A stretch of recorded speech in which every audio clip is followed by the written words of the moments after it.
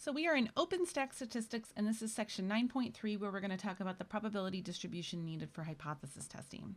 So there are really going to be two different types of distributions you can use for hypothesis testing. You can use the standard normal distribution, and I will say that within this, you can really use the normal distribution, but I am going to advocate for consistency to specifically use the standard normal distribution, because the way that we use students T is going to require T-scores to use it. And so if we're using T-scores here, then we might as well use Z-scores here so that we're just kind of using a consistent same technique. Okay, so let's talk about how we kind of choose these distributions. So we're going to have a hypothesis test involving the mean, and there will be the situation when the population standard deviation is unknown, and that will take us to the normal distribution, and we can of course get that into the standard normal distribution.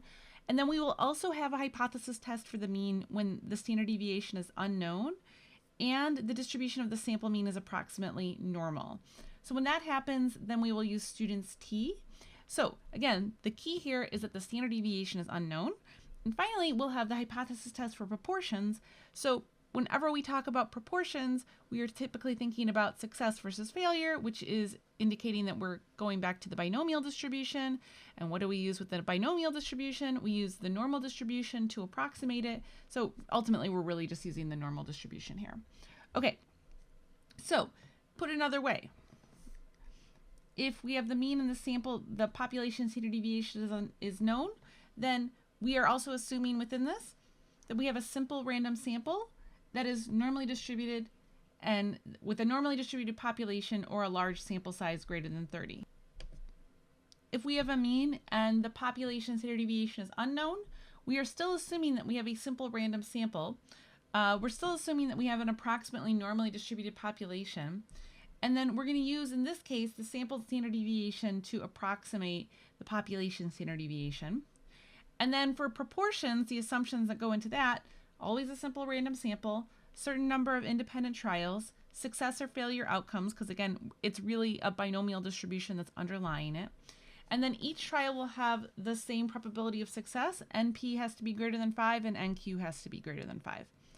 Okay, so first things first, let's just make sure that we've kind of got this idea, because this becomes pretty important as we move into hypothesis tests. So here's a question. Which distribution, need more coffee today, sorry folks. Which distribution do you use when you are testing a population mean and the population standard deviation is known? We're going to assume a normal distribution with n greater than 30. So have you been paying attention? Okay, well the whole thing with this, right, is that the population standard deviation is known. Once you know that, it's a slam dunk into normal distribution because you know your sigma. When you know sigma, that kind of trumps everything. Okay, next, which population or which distribution do you use when the standard deviation is not known and you are testing one population mean, and we're going to assume a large sample size? Well, if we don't know the standard deviation, then you're going to use students T. So once you don't know sigma, you're switching over to students T. Okay, so you are performing a hypothesis test of a single population proportion. So what has to be true about NP and NQ? Hopefully you're telling me they both must be greater than 5. Cool. So we're just testing those assumptions before we start busting out the different examples we're going to be doing in the next sections. Okay, so now a population has a mean of 25 and a standard deviation of 5. The sample mean is 24 and the sample size is 108. So which distribution should you use to perform a hypothesis test? Well, we know that the population standard deviation is 5, so we're going to use the standard normal distribution for a single population mean. Last question. It is thought that 42% of respondents in a taste test would prefer brand A. In a particular test of 100 people, 39% preferred brand A. Which distribution are you using to perform a hypothesis test? Well, now we're talking about percentages. So percentages, that's going to go to a normal distribution for a single population proportion. So whenever we have proportions, we're always using the normal distribution.